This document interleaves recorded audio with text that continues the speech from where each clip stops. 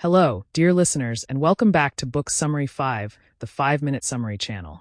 I'm Sammy, your host, and today we're diving into the Kreutzer Sonata by Leo Tolstoy. This intense, controversial novella, named after a Beethoven composition, is not your typical love story. In fact, it's an unflinching critique of passion, marriage, jealousy, and the dark undercurrents of desire.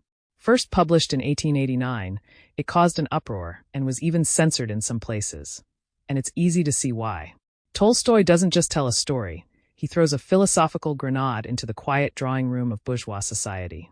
So let's walk through it together, so you'll feel like you've read it cover to cover. The story unfolds during a train ride.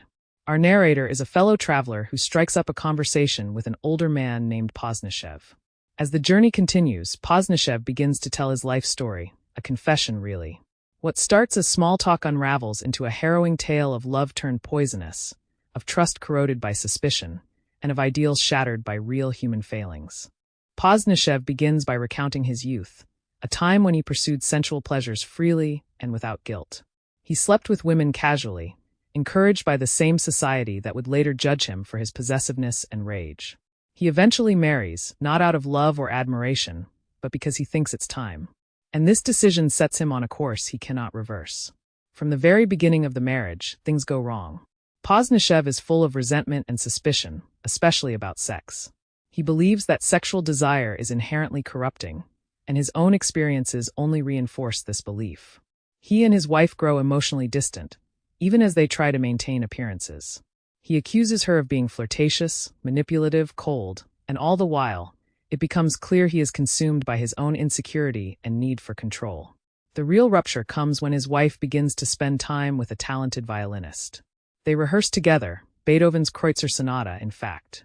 To Pozdnyshev, their music becomes a symbol of their closeness, a private world he cannot access. He becomes convinced they're having an affair. Whether or not this is true is never confirmed, and that ambiguity is central to the story. What matters is what Pozdnyshev believes, and what that belief drives him to do. One evening, returning home unexpectedly, Pozdnyshev finds the violinist there and, in a blind fury, murders his wife.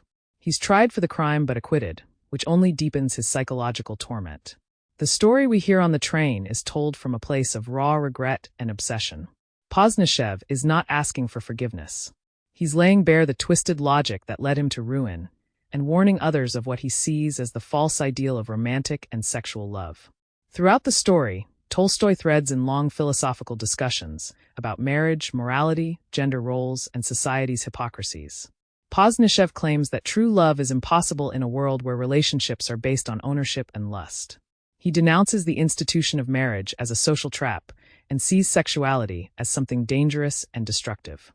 His view is extreme, shaped by trauma and guilt, but it reflects Tolstoy's own late life turned toward asceticism and moral rigor. What makes the Kreutzer Sonata so gripping is how it challenges the reader. Pozdnyshev is not a hero, he's deeply flawed, often repellent. But his honesty is raw, and his pain is real. He forces us to question the way society idealizes love, especially when that love is entangled with power, fear, and cultural expectations. The novella doesn't offer easy answers. It disturbs, provokes, and lingers.